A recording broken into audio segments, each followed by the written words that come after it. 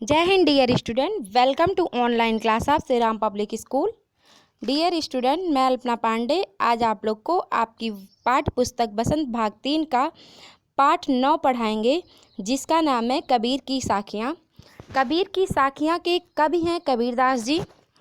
और बच्चों, कबीरदास का जीवन परिचय मैं अपने पहले की वीडियो में आप लोग को पढ़ा चुकी हूँ।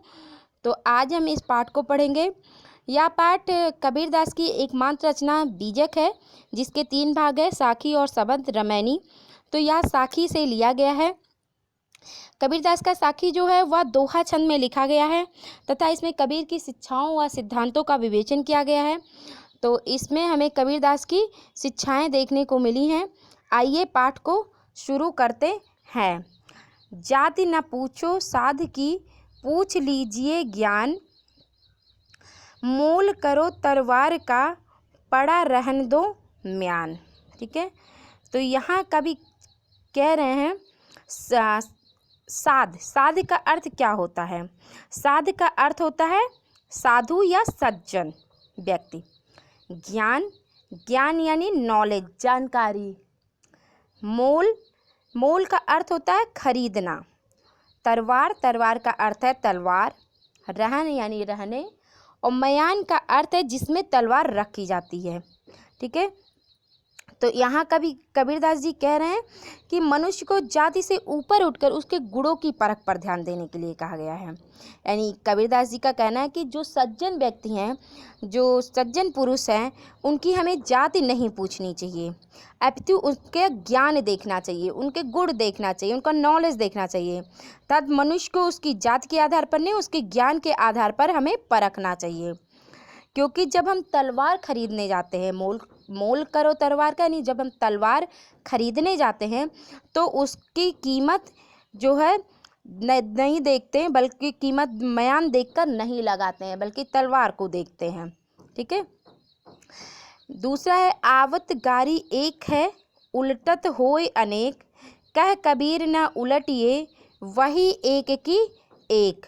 ठीक, तो कबीरदास जी कहते हैं यहाँ पे आवत का अर्थ है आते हुए, गारी यानी गाली, उलट कर यानी पलट कर, उलटिए जो दिया यानी पलट कर, होय यानी होती, और अनेक यानी बहुत सारी। ठीक है, तो इसमें कबीरदास जी कहते हैं जब हमें कोई गाली देता है तो वह एक होता है, और जब हम उसे पलट कर उसे भी देते हैं यानी गाली देते हैं तो वह बढ़ते बढ़ते अनेक हो जाता है। जब हम उसकी एक गाली पर ही ध्यान नहीं देंगे, यानी जो हमें वह गाली दिया उस गाली पर हम ध्यान नहीं देंगे तो वह वहीं ख़त्म हो जाएगी और वह एक की एक ही रह जाएगी। अर्थात कबीरदास के कहने का मतलब है कि अगर हमें कोई गाली दे रहा, कोई अपशब्द कह रहा, तो हमें सुनकर उस पर ध्यान नहीं देना चाहिए।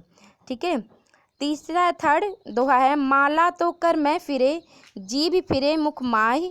मनुआ तो दो दिस फिरे, यह तो सुमिरन नाही। यहाँ पे जो है कर का अर्थ है हाथ। ठीक है, और फिरे यानी घुमाना, फिरना। ठीक है, घूमना। जीभ यानी जीवा यानी जीभ। मुख यानी मुंह। माही का अर्थ है मैं। ठीक है, मनुआ का अर्थ है मन। और दिश यानी दिशा।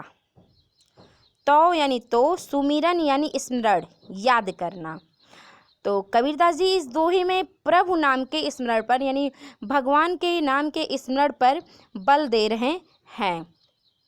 इसमें कबीरदास जी कहते हैं माला को हाथ में लेकर मनुष्य मन को घुमाता रहता है। यानी माला को हाथ में लेकर लोग फिरते हैं, घुमाते रहते हैं, तो अपने मन को भी घुमाता रहता है। और जीभ जो है तब मुख के अंदर ही घूमती रहती है। बच्चों, माला जो है हाथ में लेके लोग,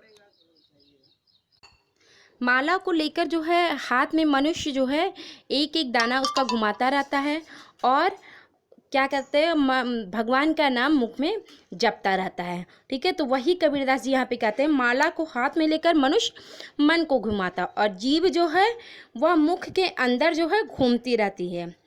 परंतु जो मनुष्य का मन होता है, मनुआ तो दहु दिश फिरे, यानी मनुष्य का मन जो है बहुत चंचल होता है और वह सभी दिशाओं में, दिश यानी दिशाओं दिशाओं में घूमता रहता है।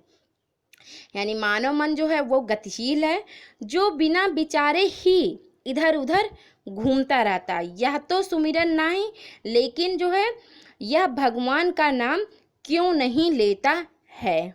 यानी हमारा मन जो है बच्चों वो बहुत गतिशील होता है, वह सभी दिशाओं में घूमता रहता है, परंतु ये भगवान का नाम नहीं लेता है। तो यहाँ पे कबीरदास ने प्रभु नाम के स्मरण पर, प्रभु नाम को याद करने पर बल दिया है कि मनुष्य का मन जो है वह बहुत गतिशील है, वो चारों दिशाओं में घूमता है, तो भगवान का नाम क्यों नहीं लेता, उसे भगवान का नाम लेना चाहिए। फोर्थ दोहा है, कबीर घास न नी दिए, जो पाऊँ तल होय, उड़ी पड़े जब आँख में खरी दुहेली होय। ठीक है, यहाँ निंदिए दिया है। निंदिए का अर्थ है निंदा करना, पाऊँ यानी पाँव, तली यानी नीचे, होय का अर्थ है होना, आँख, आँख का अर्थ आँख है, खरी यानी कठिन, दुहेली, दुहेली का अर्थ है दुख देने वाली। ठीक है, तो इसमें कबीरदास जी कहते हैं हमें कभी भी घास को छोटा समझकर उसे दबाना नहीं चाहिए। ठीक है, उसकी निंदा नहीं करनी चाहिए, घास को दबाना नहीं चाहिए, जो पाऊ तली होय। ठीक है, क्योंकि जब घास का एक छोटा सा तिनका उड़ी पड़े जब आँख में, घास का एक छोटा सा तिनका आँख में गिर जाता है तो वह बहुत दुख देता है। कबीरदास जी कह रहे हैं घास की हमें निंदा नहीं करनी चाहिए, जो पाँव तली हो और पैर के नीचे उसे दबाना नहीं चाहिए, यानी घास को छोटा समझ के पैर के नीचे दबाना नहीं चाहिए, क्योंकि जब उड़ी पड़े जब आँख में, जब घास का तिनका उड़कर आँख में गिर जाता है तो वह बहुत दुख देता, अर्थात हमें छोटा समझकर किसी पर अत्याचार नहीं करना चाहिए। ठीक है, यानी कबीरदास जी ने यहाँ पे छोटे को कमज़ोर समझकर उसे दबाने वाले को चेतावनी दे रहे हैं कि छोटा व्यक्ति भी कभी कभी बहुत दुख देता है, तो हमें छोटा समझकर किसी पे बहुत ज़्यादा अत्याचार नहीं करना चाहिए। नेक्स्ट है बच्चों फिफ्थ, जग में बैरी कोई नहीं, जो मन शीतल होय, या आपा को डारी दे, दया करे सब कोई। तो यहाँ जग, जग का अर्थ संसार, दुनिया, बैरी यानी शत्रु, दुश्मन, शीतल का अर्थ है शांति, और आपा यानी स्वार्थ। ठीक है, तो यहाँ पे दया का अर्थ है दयावान। ठीक है, दया करना। यहाँ पे कबीरदास जी ने मनुष्य को स्वार्थ त्याग कर दयावान बनने की सीख दिया है, यानी कोई भी व्यक्ति है, कोई भी मनुष्य, उसे स्वार्थी बनकर नहीं रहना चाहिए बल्कि दयावान बनना चाहिए। तो कबीरदास जी कहते हैं मनुष्य का मन अगर शांत है, जो मन शीतल हो, यानी मनुष्य का मन अगर शांत है तो संसार में उसका कोई शत्रु नहीं हो सकता। जग में बैरी कोई नहीं, यानी संसार में उसका कोई दुश्मन नहीं है, जो यानी अगर मनुष्य का मन शांत हो। ठीक है, यह आपा को डारी दे, दया करे सब कोई। यदि सभी मनुष्य स्वार्थ का त्याग कर दे तो सभी दयावान बन सकते हैं। दया करे सबका, यानी सब अगर स्वार्थ का त्याग कर दे तो सभी दयावान बन सकते हैं।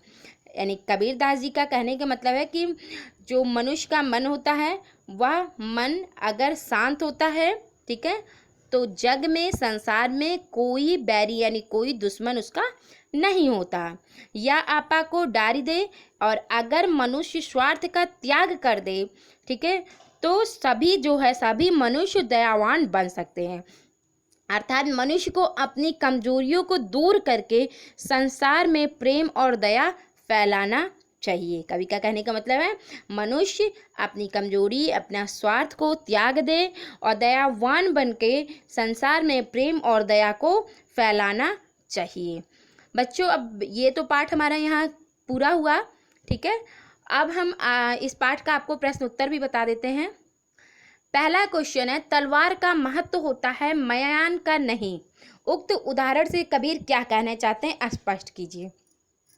उत्तर 1, कबीरदास जी के अनुसार मनुष्य की सुंदरता उसके शरीर की अपेक्षा उसके गुणों से आंकना चाहिए, क्योंकि शरीर तो बाहरी आवरण है जबकि सच्चाई उसका अंतर्मन है। इसलिए कवि कहते हैं कि तलवार का महत्व होता है मयान का नहीं। प्रश्न 2, पाठ की तीसरी साखी जिसकी एक पंक्ति है, मनुआ तो दहु दिसि फिरे यह तो सुमिरन नाही, के द्वारा कबीर क्या कहना चाहते हैं। उत्तर, तीसरी साखी में कबीरदास जी कहना चाहते हैं कि मनुष्य का मन चंचल होता है, वह हाथ में माला और जबान पर हरि नाम तो जपता रहता है, किंतु भगवान का नाम लेना तब सार्थक होता है जब मनुष्य अपने चंचल मन पर काबू पा लेता है।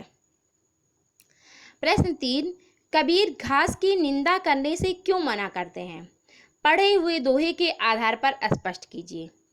उत्तर 3, कबीरदास जी छोटे को कमजोर समझकर उसकी उपेक्षा करने को मना करते हैं, यानी मनुष्य को घास को पैरों के नीचे रौंदने वाली वस्तु समझकर उसे कमजोर नहीं मानना चाहिए, क्योंकि जब एक घास का तिनका भी आँख में चला जाता है तो वह बहुत कष्ट देता है।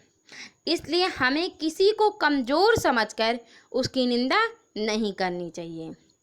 प्रश्न 4, मनुष्य के व्यवहार में ही दूसरों को विरोधी बना लेने वाले दोष होते हैं, यह भावार्थ किस दोहे से व्यक्त होता है। तो उत्तर है, यह भावार्थ अंतिम साखी में है, यानी अंतिम दोहे में है। जग में बैरी कोई नहीं, जो मन शीतल होय, या आपा को डारी दे, दया करे सब कोय।